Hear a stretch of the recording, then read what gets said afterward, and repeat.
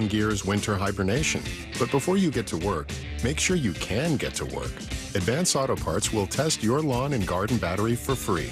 And if it needs to be replaced, grab an Autocraft lawn and garden battery starting at $22.99. Think ahead. Think Advance at Advance Auto Parts and participating CarQuest locations. See store for details. For This Week in Sports History, I'm JP. In 1876, the first official National League Baseball game was played. Boston Red Stockings beat the Philadelphia Athletics 6-5 at the Jefferson Street grounds in Philadelphia. In 1939, Ted Williams got his first hit off of Yankee Red Roughing, a double. It was the start of something special as Williams was a 19-time All-Star, 6-time batting title winner, while also winning the MVP and Triple Crown twice. Oh, and not to mention he was a no-doubt Hall of Famer. In 1969, Joe Frazier knocks out Dave Zieglewick in one round for a heavyweight boxing title. Frazier finished his career 32-4 while also being the first boxer to take down Muhammad Ali. In 1996, the Chicago Bulls won a record 72 games in a regular season, a record that stood until the 2016 Golden State Warriors won 73 games. And in 2003, Patrick Waugh played his final NHL game. In addition to being an NHL Hall of Famer, Waugh is a 4-time Stanley Cup winner and 6-time All-Star. That's This Week in Sports History. I'm JP. The teams, the games, the fans, the local talk. This is ESPN Pensacola 1330 AM, 99.1 FM. Nick Saban has a message for us regarding the coronavirus. First of all, I hope this message finds you and your family safe and well. On behalf of our program, we want to give thanks to all the medical professionals and caregivers in our state and across the country in these challenging times. Our daily routines have changed dramatically over these past weeks. As we have said to our team, we share the same message to all of you. Please understand the following guidelines of social distancing. We ask that everyone please wash your hands often. Stay at home if at all possible. And when you have to be out in public, make sure you keep 6 feet between you and the nearest person. We are in this together, and as one team, we will get through these difficult times. And together, we look forward to all that's to come, like the opportunity to play college football this fall. But the best and safest way to ensure that happens is to listen to the experts, follow their guidelines, and take care of each other. Stay safe and roll Tide.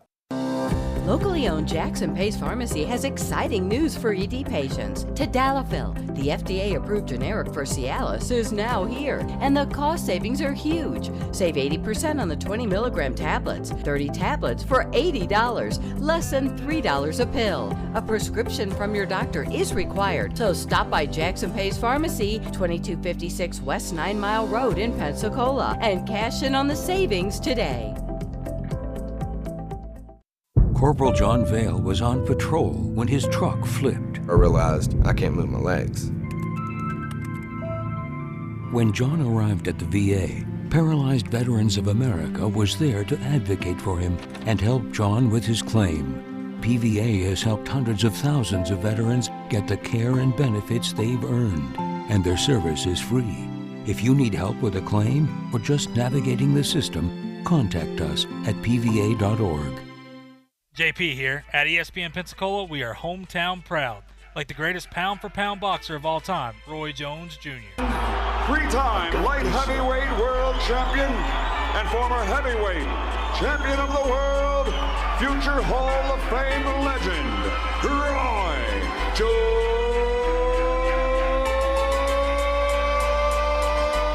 Jr. What up? This is your boy Roy Jones Jr. and you're listening to ESPN Pensacola.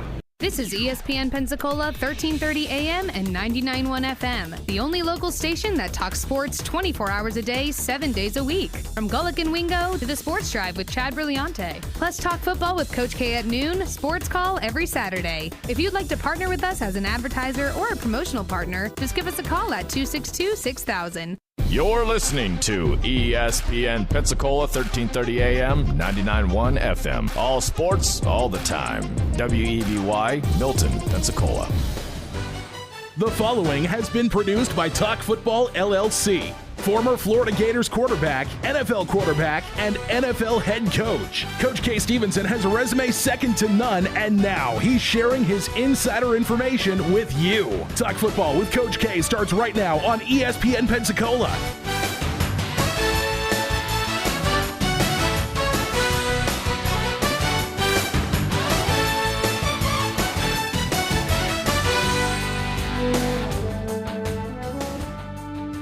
Welcome into Talk Football with Coach K. JP here with you alongside former NFL head coach Kay Stevenson on this Friday afternoon. Weekend's right around the corner. We hope everybody's staying safe, practicing your social distancing. As always, we want to start our show. Look, we have plenty to talk about today, but first things first, I want to thank our first responders and our healthcare workers, as well as our grocery store employees, truck drivers, all essential workers out there right now. We appreciate you guys. I've said this before. My significant other, it works in a hospital right now. So I'm had the utmost gratitude, as I always have. Listen, I have plenty of friends right now that are first responders in the Pensacola area, and look, what they go through each and every day is incredible, much less what's going on right now. But just everybody in general, thank you so much for your service and what you're doing. Look, we're a military town. We love our military. We're so appreciative of them as well. I just want to extend our gratitude out to just about everybody right now. That, look, you're helping us live as normal as a life as possible. And look, for the community, we've done such a great job. I'm proud of everybody here. Proud to call Pensacola my home. Coach, I know you feel the same way, but how are you doing today, my friend? I think we're waiting on Coach to connect with us. Remember, we're practicing social distancing as well. So it's a little bit different. Sometimes things don't work like they normally do, but you know what? We're going to get Coach on the line here soon. Just to go ahead and extend my thanks again. We also want to thank our sponsors. Look, we couldn't do this without our sponsors. We appreciate them hanging tight with us, going through what we're going through right now. We're just so grateful for everybody. I think it's important to remember that. And our sponsors are such an important part of our community and what they do each and every day. We can't thank everybody enough. We appreciate you as our listeners out there right now. What you guys have done sticking with us, talking some football. Listen, there hasn't been any real sports going on last night with the NFL draft, and we've got plenty to talk about with the NFL draft. But nonetheless, it was almost refreshing to have the draft last night. But look, we know you guys, you're great fans. You love your football here. You love your sports, and we're glad we can bring it to you at ESPN Pensacola. But listen, I want to open the phone lines up at 850-623-1330. Whatever's on your mind, let us know. Remember, this is it's up to you here. We're talking some football as always. You got a football question? Maybe it was about the draft last night. Maybe you didn't agree with a pick going your way or against you. Or look, I can say honestly, there was less drama than I thought there was going to be in the NFL draft. But like I said, we'll get to that in a little bit. Remember, we're going to talk about a team each and every day here. Today is a team that, boy, they've fallen on some hard times, and I say that for their 116 seasons. The Vanderbilt Commodores. Now remember, I love Nashville. Nashville's like a second home to me, but it's hard to talk about this Vanderbilt team. I think if you talk about baseball, it's a different story. It's an amazing team, but nonetheless, we'll talk about them a little bit later. I want to start off the show while we're waiting for Coach to get on the line here. Some bad news. It's unfortunate news. We talk about Dak Prescott all the time, and right now with the drama going on with trying to get a deal done in Dallas. Of course, we saw Dallas. I don't know if you agree with the CeeDee Lamb pick right there, whether you do or you don't. I think it was an interesting pick.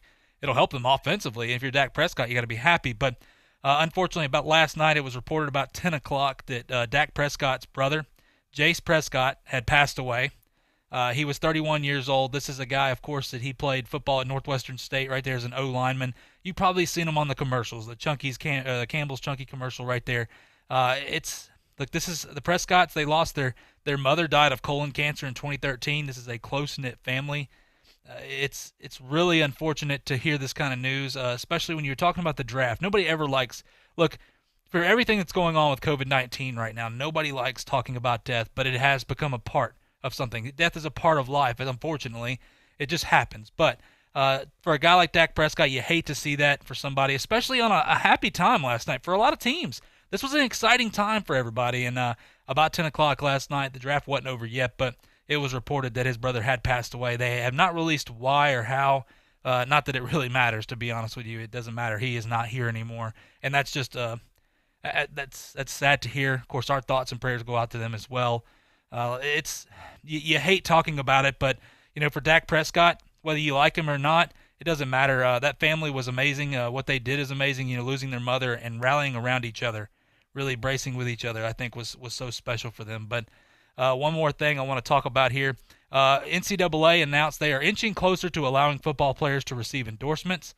This is something now, they're from what we're getting now on the reports, is they're not going to allow the schools to, but they can go out basically and get sponsors, get endorsements. I don't personally feel great about this, but I think this is we're fighting this, and I think it's going to happen. Coach, I think we got you on the line. Of course, we just talked about Dak Prescott's brother, Jace Prescott, passed away. It's unfortunate news, and you hate it for anybody. It doesn't matter what you think of Dak Prescott. That goes beyond the realm. They lost their mother. They lost their mother in 2013 to colon cancer, and the three brothers right there. We've seen them on commercials. This is a tight-knit family, and it's just unfortunate. It was in the middle of the draft. Not that it matters when it happened, but you just hate it for Dak. Terrible situation. And our hearts go out to him. Really, you lose a brother, especially that age, and as tight as they were, it's just really, really tough. So we're all going to say a little prayer for him. Absolutely. And Coach, moving on here, talking about the NCAA, they're getting closer to allowing football players to receive endorsements. Now, to give you an idea here, this would basically be the use of school's name and likeness will be prohibited. But, for example, a player from Alabama could sign a deal with a car dealership, but he would not be allowed to use Alabama's name or logo in any form. Coach, I hate to say I disagree with this. I don't hate to say it. I just disagree with this. I think that we're going to go down a dark path if we start doing this. But you know what? What say you on this? Well, you know how much I hate it. And, I mean, I could do a whole hour just talking about the ills of this particular decision. They've opened Pandora's box. It's going to be Katie barred the door on amateur athletics in college here if we're not very, very careful. And I don't know what you can do once you've allowed that to happen. First thing you know, you're going to have agents involved, and you're going to have backs and quarterbacks and receivers. Somebody, they'll work out some deal with the car dealers or stores of some type or businesses to get them some extra money, and some of them quite a bit of extra money, the very popular ones. And then you're going to have those poor guys who are doing all the trench work. They're never going to see a dime. Well, anyway, that's just part of it. It's not going to be good, that's for sure. Yeah, I agree with that. I think that, like I said, it's a dark path that you start to go down whenever you do this because, look, for people out there that say this doesn't happen, there are some perks for certain teams is that things go on, behind the scenes. Let's not act like this doesn't happen at major universities. It happens at even small universities to get certain guys too. It's all about what you have. But nonetheless, I won't stay on that, Coach. We had plenty to talk about with the NFL draft, and I tell you what, Coach, it was awesome, and it really makes you think. Last night I was sitting there just after the sports drive. I drove home, get home, sit on the couch, and just couldn't wait because it was the first time that we got live. It wasn't live sports, but it was live, and it was talking about football, sports. Teams, no matter who you root for. I didn't really care. Listen, the Tennessee Titans picked at 29. But I just watch these guys that you watch for so long in college football work their way up. For diehard fans, you have watched some of these guys from even being recruited in high school, going to teams and moving through the ranks, and getting to see a guy like Joe Burrow, a guy who, of course, has been through the ringer his whole entire career, even through high school, growing up in a poverty-ridden community.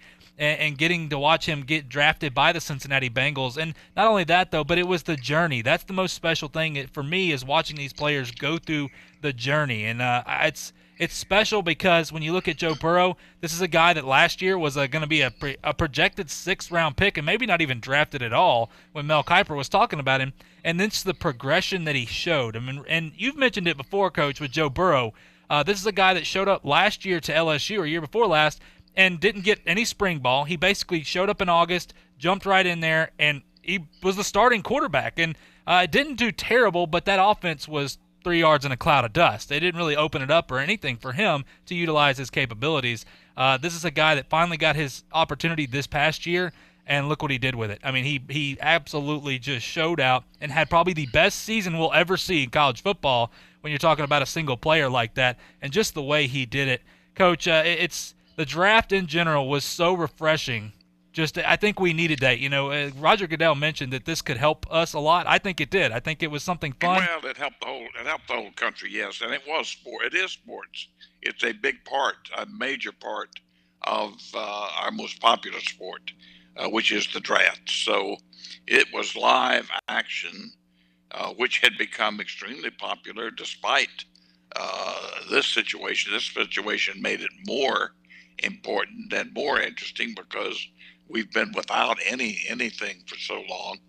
But and you're right. The journey of some of the kids and what happened on their reactions, so on. That's all a part of it, and I suppose to some that's more interesting than to others. But the most important thing were the teams, who they picked, and what this means to their football team and the future of those who are destined to be a part of that football team. And I'll tell you what, it was very, very, there were some head scratchers for sure, and there were some, as expected, good picks. So kudos there, and then that's the way it should have been.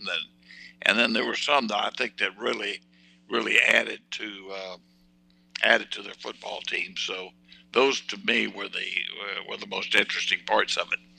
Yeah, absolutely. I agree. I think it's look, some players fell into teams' laps that they did not think was going to be there. And we talked about all the drama of trades and everything, and it was fairly quiet to start off, and like some people had thought, Coach, you had mentioned that before, that a lot of the smoke was just smoke. That's exactly what it was. But just to go through a few of the picks here, of course, Joe Burrow going number 1 overall. Chase Young went to the Washington Redskins right there. A little curious here. The Detroit Lions stuck with what Mel Kiper had predicted, and Jeff Okudah. I don't agree with that pick, Coach. We've talked about that, and I'm sure we'll talk about it some more. But interesting here. Now, Tristan Wirfs was supposed to be the first offensive tackle taken. Well, listen, the New York Giants, they went for protection here to help their assets whenever you're talking about a guy. That was a surprise. That was a surprise, too. We might as well talk about a little about each one of them here as we go along. Excellent for Cincinnati. They made that pick. Excellent job on the second pick to Washington. I think I wonder a little bit, like you, about the Detroit. I don't think it was an awful pick, but it was. I felt they could get a corner later. A third round, the third choice off the board for a corner was a little high for me, but that's me. I thought Washington. There are a number of good tackles out there. I thought the one they drafted was one that had, according to the people I talked to, there were the most questions about, or a lot of questions about him.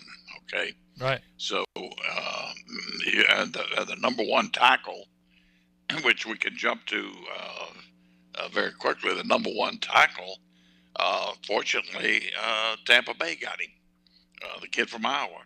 Yep. And he was rated by most everybody I talked to as being the number 1 tackle. A big stretch for a couple of people on these picks, but that was good. I thought Miami sat there, good pick for them. They sat there and got Tua with the 5th pick, and of course San Diego got our Los Angeles Chargers got their guy in Herbert. So those two were good and expected. There was some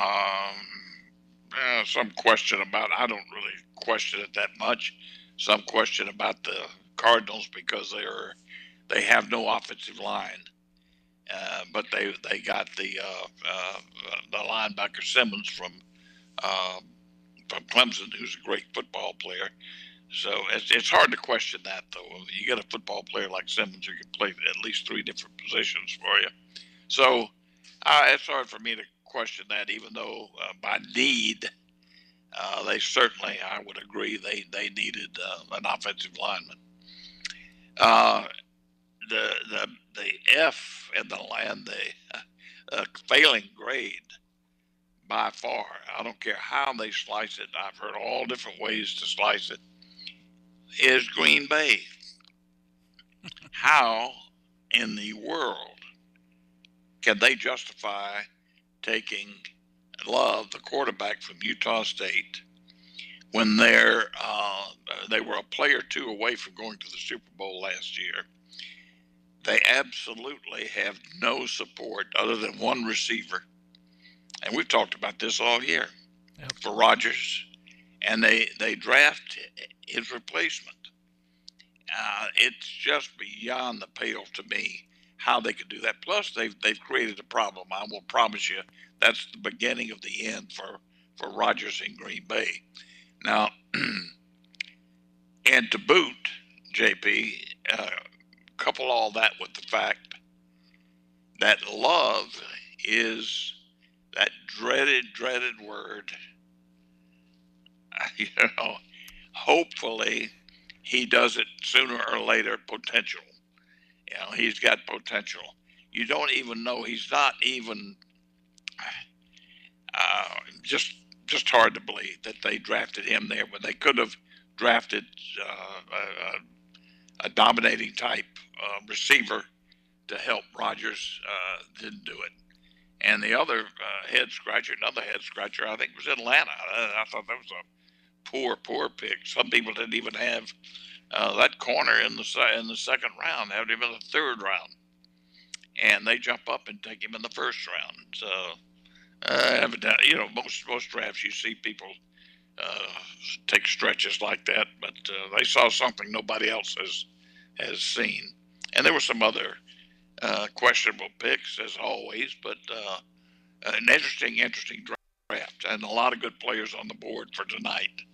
Yeah, I agree. It's going to be fun tonight as well. Coach, I will say a couple things too. A lot of people criticizing the Raiders taking Henry Ruggs. Now, Henry Ruggs is supposed to be the third or fourth wide receiver. This is a guy that's a speedster now. He ran a 4.27 at the combine. Now, it depends, I guess, for what type of player that you want. But when you look at Ruggs, this is a guy that he's a great receiver, but I don't know. We'll see. I mean, look, it fits the offense. If they want a speedster, they want a Tyreek Hill style player, then go for it. Also, drafting Damon Arnett was a little interesting too. You talk about AJ. That was a big stretch, yeah. Yeah, AJ Terrell with the Falcons. You're right. Clemson cornerback right there. This is a guy that was projected early third, late second, and that was kind of the best. I mean, he's a good player, but very inexperienced and has a long way to go. And to take him number 16, it was almost I don't know. I'm not going to say a panic move, but nonetheless, interesting here. I want to ask you, Coach, before we go to break. The Dallas Cowboys, now, Jerry Jones was drafting from his yacht. Let people know he's in charge. Drafting CeeDee Lamb. I actually thought it was an okay pick because I don't think a lot of people thought CeeDee Lamb was going to be there. But I think it was more of a Jerry Jones, a flashier pick for him. I think it'll help the offense because now you look at Amari Cooper and Michael Gallup. You got Ezekiel Elliott. You got a good offensive line there. And if you can get Dak Prescott figured out and signed and keep all the drama down there, I know the defense needs some help, losing Byron Jones and guys like that in the secondary. But, Coach, what do you think of the Dallas pick right there with CeeDee Lamb, the wide receiver from Oklahoma? You have to say that was a good pick. Tremendous talent they added to their football team. Now, you're right, they need some defensive help, but that was taking the best player, I think, available, and a real contributor to your offense, no doubt about that. But they're going to have to look at outscoring people right now. Maybe they take the Kansas City approach or the old approach San Diego Chargers years ago used to take it, tell the defense if you can't stop them, let them score so we can get the ball back. But overall, that was a good pick. There were some others. I think it was Miami on the tackle. Was it Miami took the tackle from Southern Cal? Right, Austin Jackson. Real stretch there. Real stretch. As good a players as they had still on the board, and they took him. He's a real stretch, and I'll tell you another stretch at the tackle position was your guys, Tennessee. Yes, Isaiah Wilson. That was another stretch. Not a bad pick, terrible pick, but a real stretch for the first round. He was never projected in the first round. Yeah, Isaiah Wilson's a guy that, when you look at his tape, he's a monster. He's a great run blocker. pass sets, that's where I think he's going to struggle. And look, Mel Kiper even said it. He's a guy that he thinks that he's probably going to have to wait a year and get comfortable with the system, learn. He's got poor technique on some things, but as a run blocker, he's fantastic. So maybe that's why Tennessee took him, because they're more run heavy, but I don't know. We'll see. I agree with you, though. I was a little surprised by that as well. I almost expected Tennessee to trade out to try to get some more picks, but nonetheless, we got to go to a break. When we come back, we're going to talk about what Mel Kiper had to say from winners from round one and see if we agree or disagree right here on Talk Football with Coach K on ESPN Pensacola. I'm attorney Stephen Luongo with Levin, Papantonio, Thomas, Mitchell, Rafferty, and Proctor in Pensacola, Florida. Distracted driving is a dangerous epidemic on America's roadways. In 2016 alone, over 3,000 people were killed in motor vehicle crashes involving distracted drivers. This according to the National Highway Traffic Safety Administration. For more information, please visit us today online at levinlaw.com. Please be safe on the roadways. Stop the text, stop the wrecks. When you're looking for a great deal on a reliable new or certified pre-owned vehicle, you can't beat Bob Tyler Toyota in Car City, Pensacola. Bob Tyler Toyota has the best selection in town at incredible low prices. You can check out their amazing inventory from Camrys to Tundra trucks to 4Runners. It's all at Bob Tyler Toyota, and you can find it online at bobtylertoyota.com. Also score a touchdown this football season with the car of your dreams. Again, it's only at Bob Tyler Toyota in Car City, Pensacola. Hello, sports fans. Miles Bentley here, General Manager at Hill Kelly Dodge Chrysler Jeep Ram in Pensacola. Growing up, I always loved sports. Nothing but net, out of the park, through the uprights. Sink the puck Bentley, that was me. But my love of the game couldn't beat my love for Pensacola and helping folks get on the road of dreams in a new Dodge Chrysler Jeep Ram. Sure, I never went to the big leagues in sport, but we're all pro here at Hill Kelly Dodge Chrysler Jeep Ram. Proud to be in Pensacola. Sometimes your bank, your family, and your friends love you, but they don't have the money to help you. Sometimes we have chances to make money, but the old saying, you've got to have money to make money, rings true. At Pensacola Specialty Pond, we can help. If you have trucks, heavy equipment, airplanes, boats, jet skis, anything with value, Pensacola Specialty Pond can loan you that short-term money you need. No credit checks, and at Pensacola Specialty Pond, you're going to find the money and the discretion you need. Now at 6428 Pensacola Boulevard, north of Car City. Call 432-9050, 432-9050. Pensacola is an amazing destination enjoyed by millions of people every year. High Point Hotel Corporation is proud to offer area visitors a place they can call home in Pensacola. Whether you're looking for a downtown property with space to work and play, a place to rest your head before your morning flight, or a large suite for an extended stay, High Point Hotel Corporation has a place for you in Pensacola. Visit us today at the Courtyard or Resident Inn by Marriott in downtown Pensacola, or the Hampton Inn, Homewood Suites, Hilton Garden Inn, or the new Residence Inn near the Pensacola Airport. What'd you do this time, Brad? I'm in the doghouse after my hunting trip last weekend. Yeah, I was too. I blew off our date. How'd you get out of the doghouse? Stillwater's Day and Medical Spa. I got her a gift card. It took 3 minutes at swmedspa.com. She booked it this Saturday. Saturday? So 9 holes then? Tea time's at 8. To enjoy a hassle-free guys weekend, treat her to a gift card from Stillwater's Day and Medical Spa. Follow Stillwater's on Facebook or Instagram to enter contests and win great prizes. Or visit swmedspa.com. Like all of us, small businesses are being impacted by these uncertain times, but we will get through them together. When you can, please try to support your local restaurants, bars, or any other establishments that are still open for carryout or delivery. The following businesses continue to serve their communities and customers by remaining open and need your support. Mr. Poyo in Pensacola, open for pickup.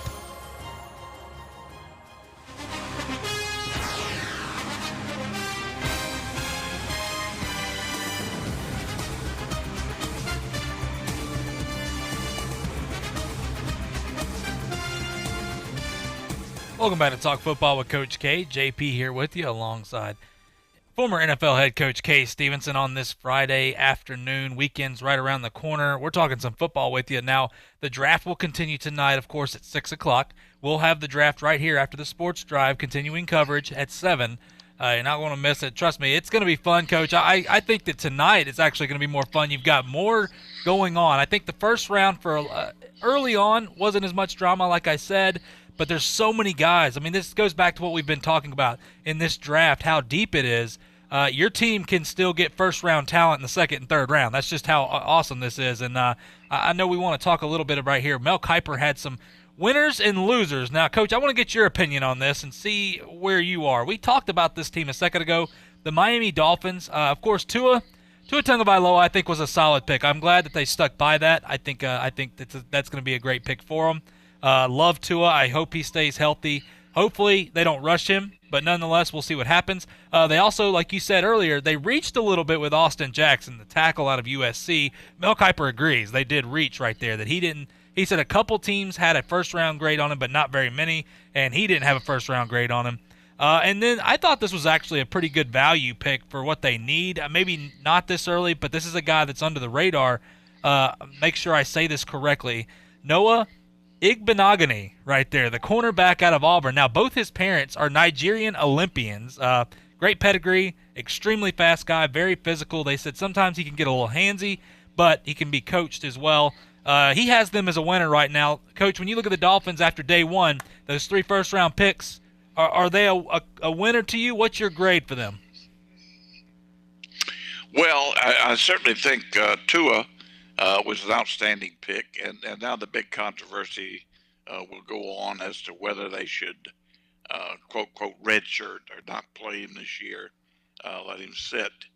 They had the opportunity to do that, I guess, with Kirkpatrick and Rosen there, and they could keep him as a third some way, somehow. But whether they're going to play him, put him out there and play him, it's going to be interesting because fans get involved at some point if you're not winning. Now, the other picks that they made, I've already said I think they really stretched on the tackle. At best, he is a developmental football player. He's not going to be ready to help right away, and they needed some offensive line help right away, and that's not going to be the case with this guy. He may turn out to be a pretty good tackle, but it's going to be a year or two down the road. The corner from Auburn, I've got a little inside information on him. Yeah, he was projected second, maybe third, but second round. But I do know that there's another team. In fact, your team, Tennessee, that's the guy they wanted. Right. They really wanted him. Felt like he would be a tremendous improvement to their defense, but felt that they might be able to move down and get him in the second round. So I have to say that based on what I've heard from some pretty good evaluators of talent, JP, he's a solid football player, good football player, and will be a good corner in the league. Tough kid, everything you want with character and so on, and he's a real plus. So even if they maybe stretched a little bit and got him in the first round, I think it's probably still going to be a real good pick for them. Where they're going to have some lag now on their 3 first-round picks is with that tackle. Yeah, I agree. It's the Austin Jackson pick was surprising to me, but you know what? I thought he was I thought he was going to be a second-round guy. A lot of people did, but nonetheless, it is what it is. It happened. I think for Miami, I get the idea. I like the idea of going to get some tackle help, protects a guy like Tua. Look, it's a rebuild there. They've done a lot of good things this offseason, but a little interesting on that pick there. And Igbenogany is a guy that I told you, Coach, my significant other, her family, they're all Auburn fans. They were actually a little surprised when it happened too. But nonetheless, Coach, this is a team that I want to move on right here. The Cleveland Browns. This was, to me, was a great pick. Getting Jedrick Wills Jr., the tackle out of Alabama. Listen, the Browns went and got Jack Conklin from Tennessee this year, too. They had offensive line problems last year with Baker Mayfield. I still like Baker Mayfield. I think, he had a great first year. The second year was not what we thought. But I for some people, they're like, he's got to get out of here. No, I like Baker Mayfield a lot. I like the way he plays. Plays with a lot of fire. They have a good team. They just needed to build that offensive line. And I think, Coach, getting a guy like Austin Hooper at tight end this offseason, You still got guys, whether you like them or not, that have potential. With OBJ is still a good receiver if he could just figure out how to keep his head straight. Jarvis Landry is another good receiver there. They have Nick Chubb and Kareem Hunt in the backfield. Offensively, this team is loaded. Defensively, they're not too bad. I mean, they're getting there. But Coach Jedrick Wills Jr., he has them as a winner. I'd have to agree on this. What say you? Yeah, I like the pick. He's rated by most. I think he was rated the second. Most of the ones that I talked to, some people had 7 tackles that they projected to be starters in the National Football League, and he was certainly one of them. And in fact, most people had Wills, the kid from Iowa, as the first surest bet, and this kid from Alabama as the number 2 guy. So it was a good pick. I think a real good pick for Cleveland. They got a heck of a football player. Coach, one more I want to get to here, the New Orleans Saints. We got a ton of Saints fans around here. I want to make sure I include them. A lot of people didn't like it. It wasn't a sexy pick. Cesar Ruiz, the center, and he can also play guard out of Michigan right there. This is a guy that, watching Michigan, and if you watch him, he's a good center, great center, wants to play center, but he also understands the versatility. That's why he said he's willing to play guard, and he also swapped around positions throughout the past couple years too. I know that for Saints fans, they're like, we just signed Eric McCoy. He's our center. I think Ruiz will move to the interior offensive, probably guard. But, Coach, when you look at this, I think this is perfect because, listen, the Saints, of course, they've been so close to making the Super Bowl, getting to the playoffs, doing what they've done. Drew Brees is still there. The team's still there. I know they have some defensive needs, but I think protecting Drew Brees right now, this was a good pick for them. What did you think about Cesar Ruiz? I liked it, and it goes even further because if you look at one of the attributes of characteristics and as well an attribute for any quarterback, but especially Breeze, he can move just enough in that pocket and find the open lane and get the ball out of there. Most of that comes with Breeze. If you think back and watch him play, most of it comes where? Up the gut, right up the middle. So if they can really be strong up the middle with Breeze, they're going to help him be a better quarterback. That's where they really have to keep it locked up. So I think it was a good pick, and it was a pick that would be most appreciated by the New Orleans Saints football team, and in particular Drew Brees. Yeah, I agree. I think for Saints fans, you want flashy, but this is what I call a grown-up move here. You're building and continuing to make that offense even better, protecting look, Drew Brees is the man, and he's going to be the man for maybe another year or two. We'll see what happens. But as long as he's back there, they got a great chance to win, and that team is ready to win now. That's where I Coach, I go back to this, and I know we'll get to the second round just to not talk about it for a minute, but the Green Bay Packers, it makes no sense. I just go back here, and look, the GM even said that people said, well, what did you say to Aaron? Oh, well, I haven't talked to Aaron. And people are, hearing that Aaron Rodgers is going to be he said he's going to be a pro's pro. Well, listen, this is something that, I get when Brett Favre was there, Aaron Rodgers came in, and it wasn't a great situation. But, Coach, when you look at this is a team in Green Bay Packers, you said it earlier, that was so close to the Super Bowl, and you have opportunity. You have a wide receiver class that is phenomenal. You have a tight end, and Cole Kmet, which I think is going to be a stud, but we'll see regardless. But anyway, the depth at receiver here, I think it was almost a slap in the face to go get Jordan Love, a guy that would probably, if you really wanted him, you could probably get him in the second round. But it's just right now for a team that's trying to win now, for the GM to say, listen, this is not the end of Aaron Rodgers. We just thought, we're going to get the quarterback and we'll let him sit behind him. Coach, you've mentioned it before. Teams that are ready to win now, they need guys now that can help them continue on and starters. And Aaron Rodgers has been playing with nobodies outside of Devontae Adams and still almost made it to the Super Bowl. What does that say about Aaron Rodgers? And this is where I struggle with what they did last night, Coach. Absolutely. I had to bring that up right off the bat. I think that had to be the biggest mistake of the draft by far. And you could couple that with the fact that Now, if he was a surefire, probable starter, let's say, put it that way, in the National Football League, and you took him there, that would be a little different. It wouldn't be a good pick, but it would be better than just having potential. I'll give you an example. I wouldn't want him in the fourth round, third or fourth round. I agree.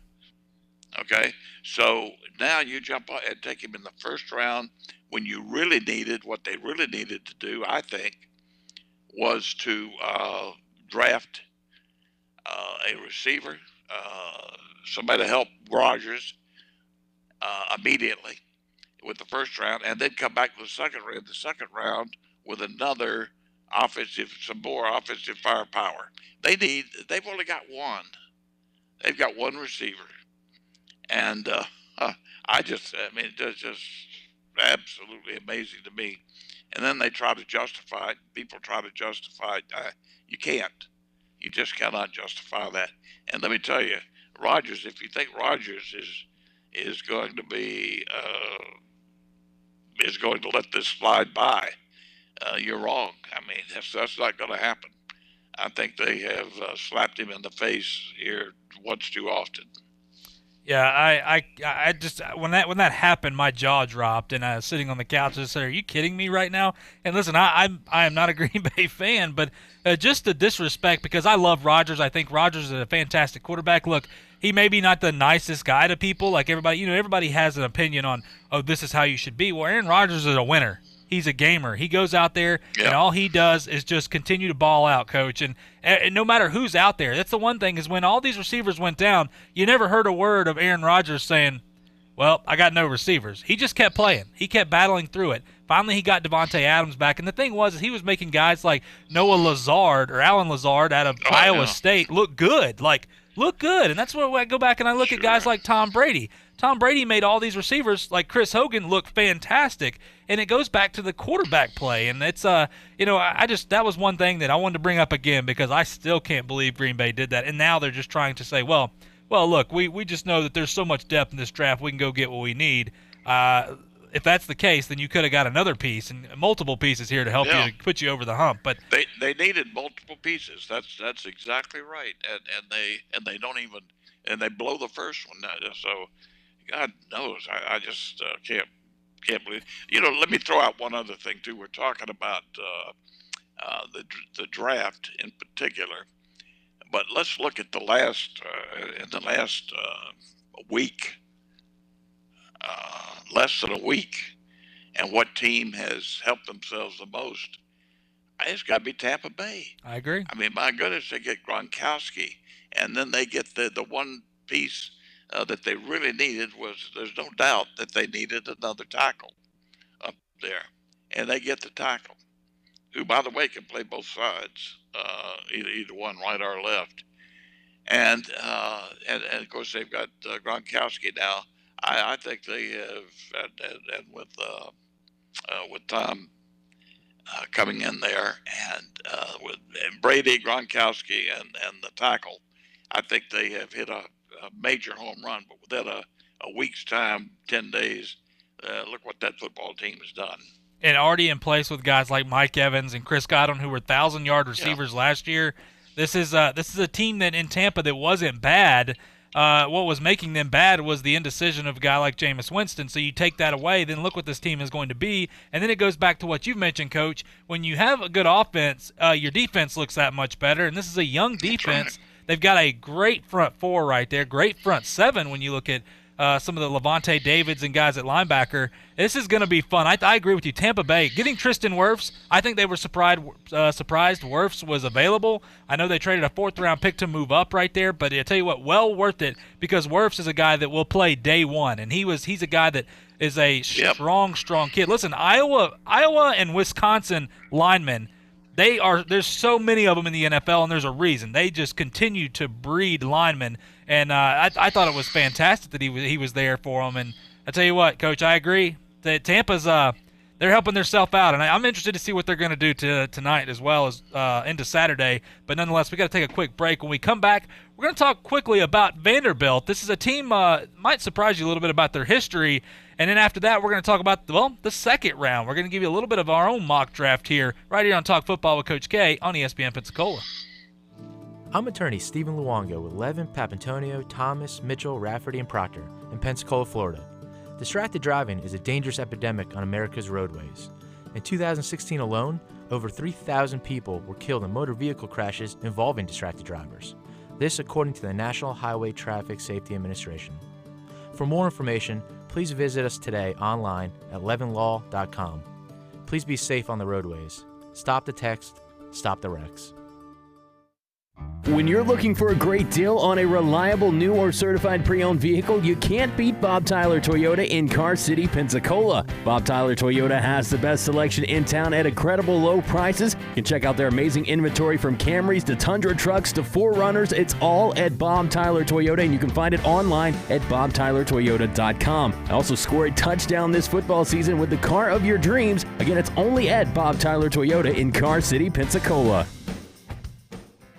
Hello, sports fans. Miles Bentley here, General Manager at Hill Kelly Dodge Chrysler Jeep Ram in Pensacola. Growing up, I always loved sports. Nothing but net, out of the park, through the uprights.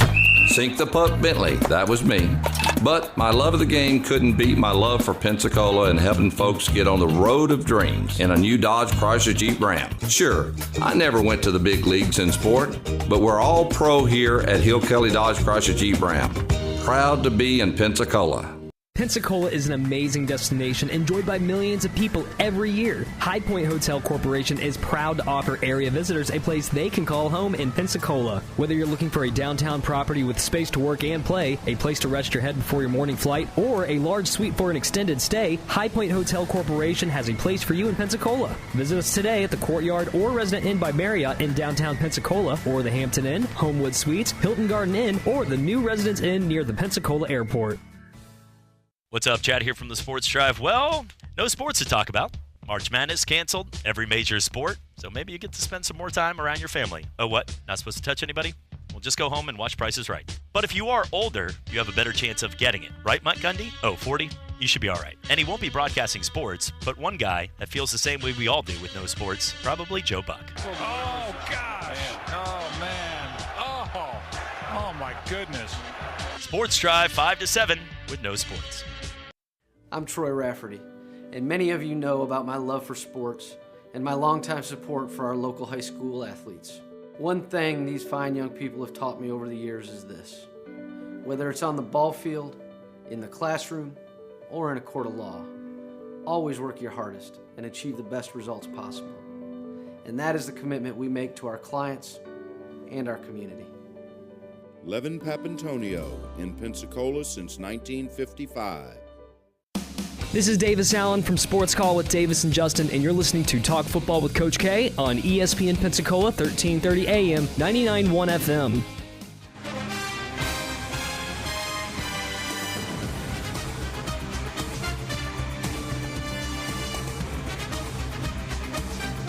Welcome back to Talk Football with Coach K. JP here with you alongside former NFL head coach Kay Stevenson on this Friday afternoon, weekend right around the corner. Hope everybody's doing well. We're talking some football with you. As always, Coach, I know we've been breaking down a team each and every day here, working our way through the SEC, and this is the final team of the SEC before we move on to the ACC. Learned a lot about these teams. Now, this is a team that, Coach, I think if we're talking about baseball, probably one of the tops in the SEC between them and Florida, but we're not talking baseball. We're talking football. This Vanderbilt Commodores team, look, Derek Mason is a guy, the head coach for them there that played for the Tennessee Titans. I like Derek Mason a lot. This is so tough. Just to mention, last year's team, of course, went 3-9, averaging about 16 points a game offensively, which was almost dead last in college football, giving up almost 32 points, which was 95th. This is a team when you look at it, it's tough. It was rough last year to say the very least, and they actually had some players on that team. They lost a bunch of guys. We'll talk about that in a second. I want to mention the 2020 schedule. They take on the Mercer Bears right there at home. Then they go to Missouri. They go to K-State. They are at home against Colorado State, on the road at Georgia, Back home for Ole Miss, they go to Lexington to take on the Kentucky Wildcats. Back home for a couple games against South Carolina and Florida. On the road right there to take on Texas A&M. Back home for Louisiana Tech, and they get to host the Tennessee Volunteers, which is only a few hours away right there. Coach, this is a team, when I look at them, 70% of their offense is gone. They have to find a quarterback right now. The quarterback last year only threw for 1,500 yards, only threw, I believe, for 8 touchdowns. I think it was seven touchdowns. Alan Walters may be the guy. He's a freshman last year. I think Keyshawn Vaughn, he was their 1,000-yard rusher. He was their bright spot on offense, if you want to look at it. Leading receiver Kalijah Lipscomb's gone. This is a program that has gone to 9 bowl games in 116 seasons, 3 of which were back-to-back-to-back under James Franklin, who is now at Penn State. There's just to give you an idea, I remember last year watching the Tennessee game, and they had a holding call on first down, so it was 1st and 20. They ran twice to gain about 5 or 6 yards. It was 3rd and 14. They threw a 5-yard out route. It was at midfield. I get if you're against the grain there, but this was at midfield. They punt, the Vols score 2 plays later, take the lead, and it just went downhill from there. Coach, it's so hard for Vanderbilt fans. Like I said, Nashville's like a second home to me. I love Vandy. It's a great campus, but when you look at this football program, is there a way for them? What is the way for them to get back and just competitive? I mean, we saw with a guy like James Franklin what he was able to do with them, which at best was a 9-win season, which is impressive for what they have right there. But Coach, this is things are bleak right now for Vanderbilt. They have a ton of freshmen coming in and are looking to be starting on that depth chart. Yeah, well, it's been that way for quite a while, and we all realize that.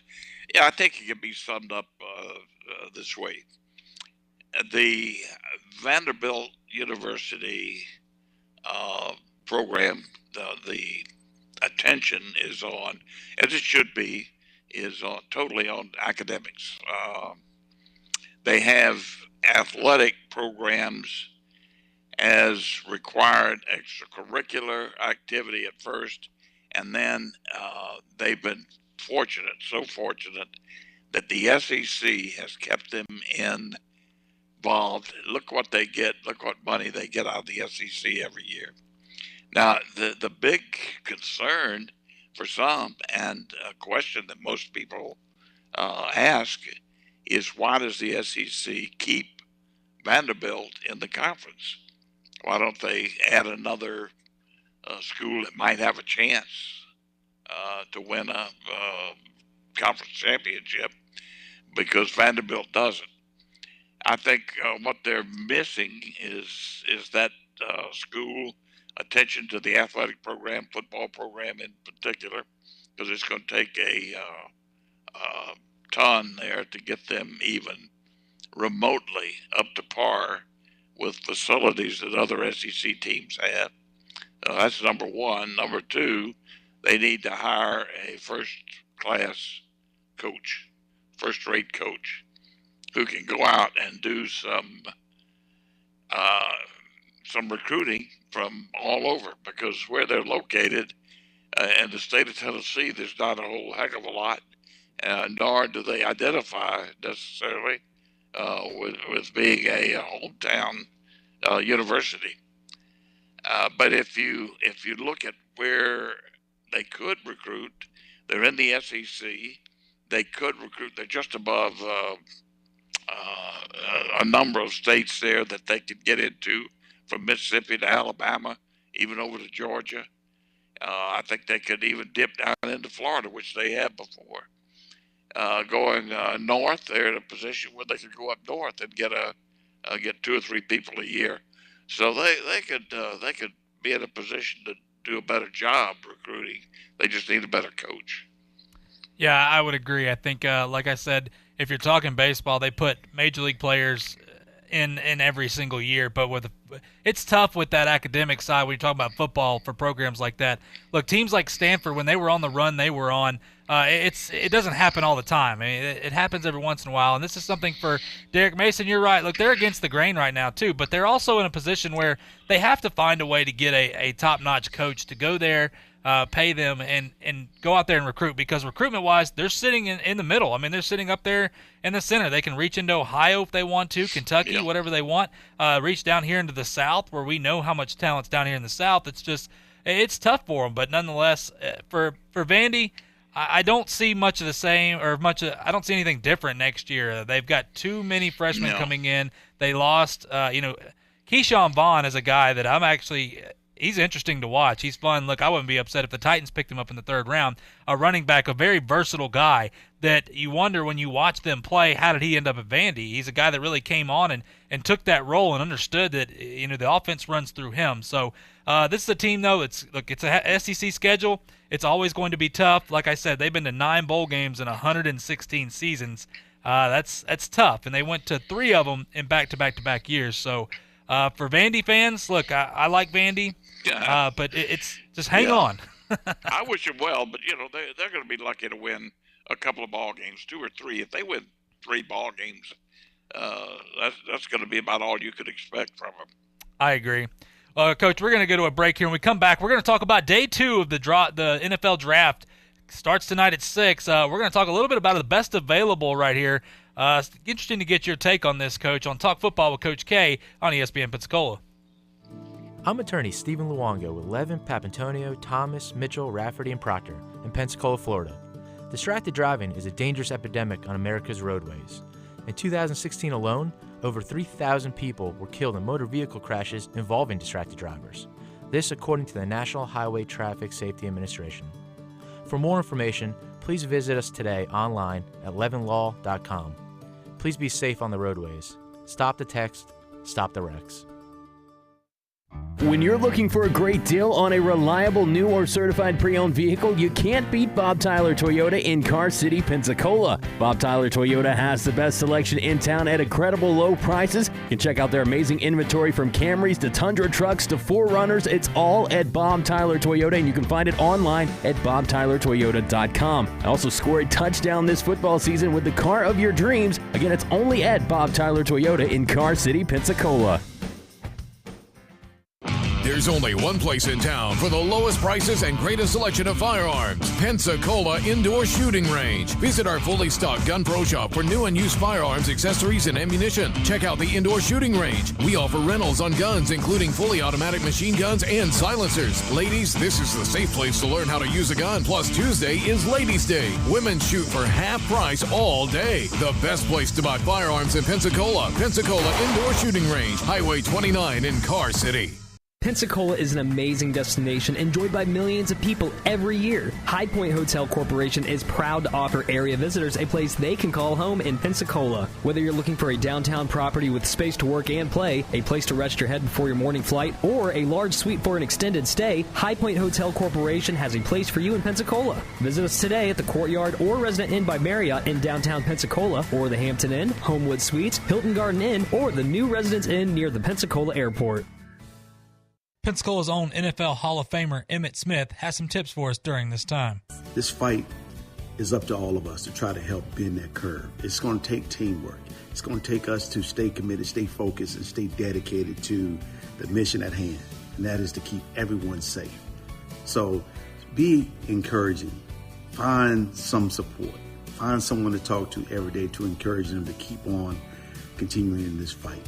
And we will beat this pandemic. The teams, the games, the fans, the local talk.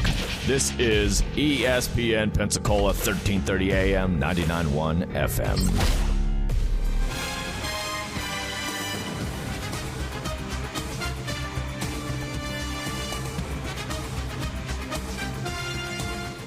Welcome back to Talk Football with Coach K. JP here with you alongside former NFL head coach Kay Stevenson on this Friday afternoon.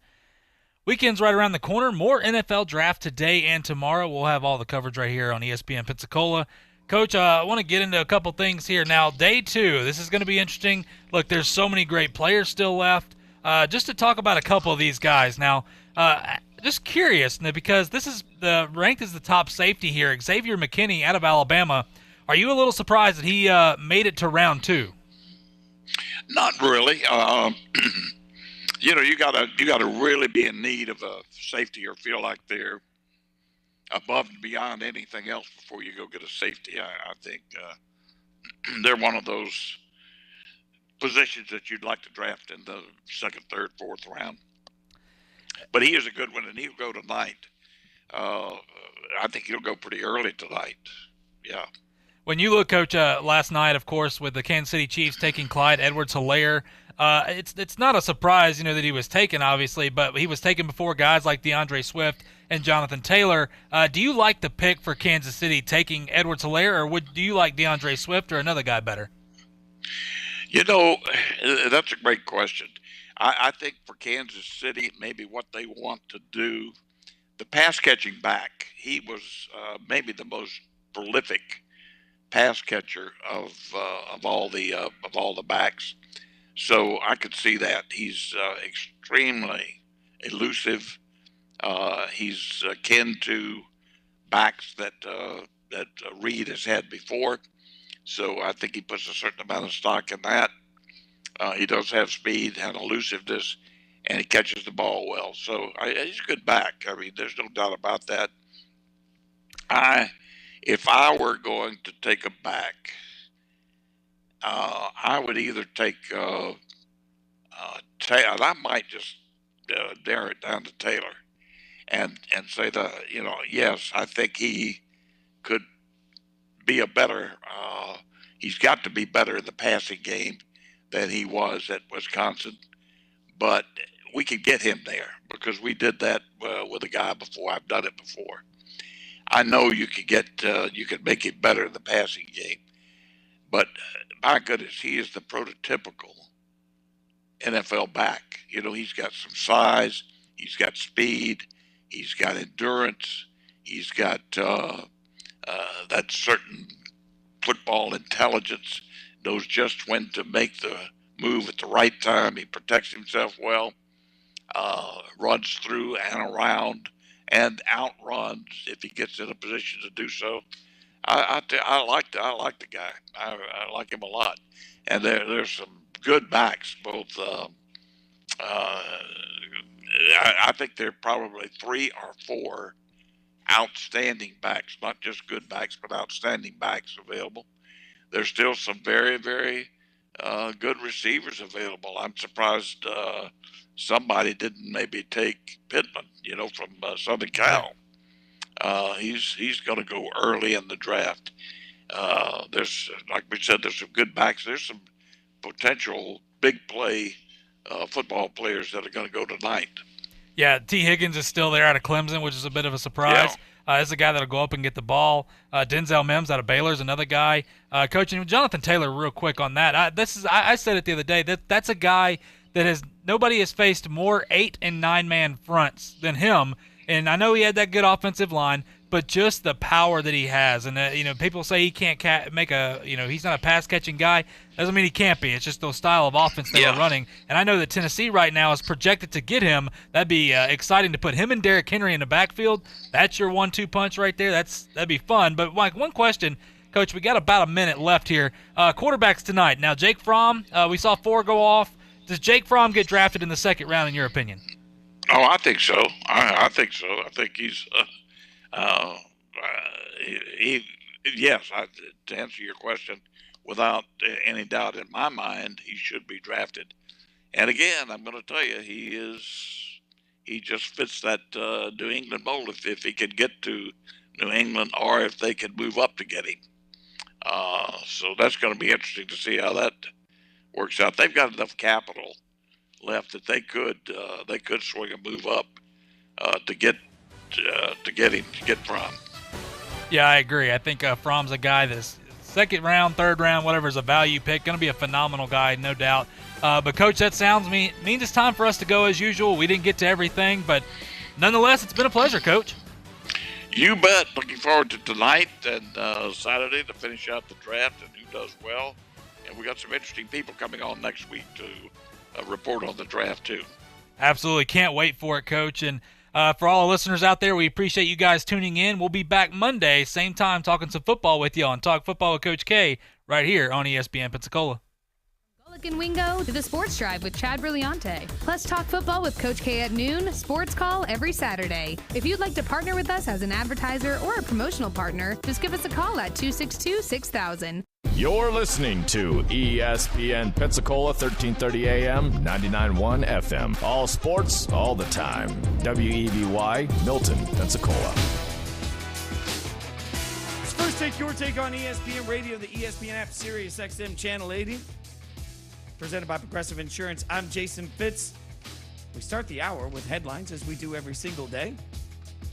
We now know, in a world where we've become obsessed with The Last Dance and everything it gives us and the peek behind the curtain of the end of the Chicago Bulls dynasty, we've now been made aware that Kobe Bryant also documented his final NBA season with an all-access film crew. Much like Jordan and the Bulls did, Kobe Bryant went in and allowed a crew to follow him anywhere and everywhere through his last year with the Los Angeles Lakers. Sources close to the matter told ESPN that the footage has been in the editing stages for a potential documentary to be released years from now, though it's unclear when exactly that would be, and that Bryant had seen edited material and provided feedback in the months leading up to his passing. It's unlikely those plans have changed, so we don't know what the status of it is moving forward, but we do know that unprecedented access that we've seen with The Last Dance might also exist as we continue to look forward and look back, I should say, on Kobe Bryant and his last year with the Lakers.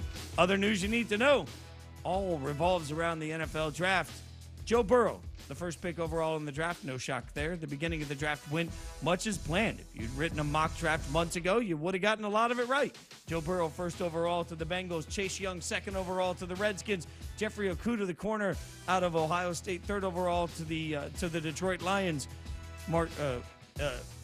Tua Tagovailoa. I tried to call him Marquez Tuiasosopo. You can tell I got the Raiders on the brain. Tua Tagovailoa went to the Miami Dolphins. Justin Herbert to the Los Angeles Chargers. One of the big surprises, though, the end of the first round, where the Green Bay Packers traded their way up to take Jordan Love and begin their succession plan at some point, possibly, for Aaron Rodgers. Those are the headlines you need. First, take your take on ESPN Radio. I'm Jason Fitz. We start with some Straight Talk, brought to you by Straight Talk Wireless. I want the Straight Talk from you. Which player drafted last night will have the biggest impact next season? Not long-term, but short-term. Who's going to have the biggest impact next season? Dennis in Montana, give me your take on this. Who do you love coming out of the draft that's going to have the biggest impact right away? Awesome. Thanks for taking my call. I appreciate it. To me, I think the biggest impact is someone that's playing every down, and they're not fun to talk about, but an offensive lineman. It was Becton out of Louisville going to the Jets. He's going to open holes and protect. I'm kind of jealous being a Chargers fan watching that last night with my brothers, and I was really hoping for an offensive line. That's a big guy, and I think they got a real good steal, and he's going to be very impactful this coming season. You mentioned big guy, and one of the concerns on Mekhi Becton is exactly how big can get, because we all know that he can get absolutely huge. But if you saw the videos last night during the draft coverage, incredible to see some of the athleticism and the absolute just massive man that Mekhi Becton is. And you're right, never fun to talk about linemen. To be real, I think it's one of the toughest positions for most of us to break down and figure out who's good and who's not. So it gets a lot less attention, but I'll continue to go back to Mike Golick Jr. that I've worked with so much, that studies linemen really, really big, really high on Mekhi Becton. So looks like that's going to be a great one. Alan in Chicago, what do you got as the rookie that you think will have the biggest impact next season? All right, buddy. I'm not just kissing the cheeks, but I think it's going to be Ruggs. And here's why.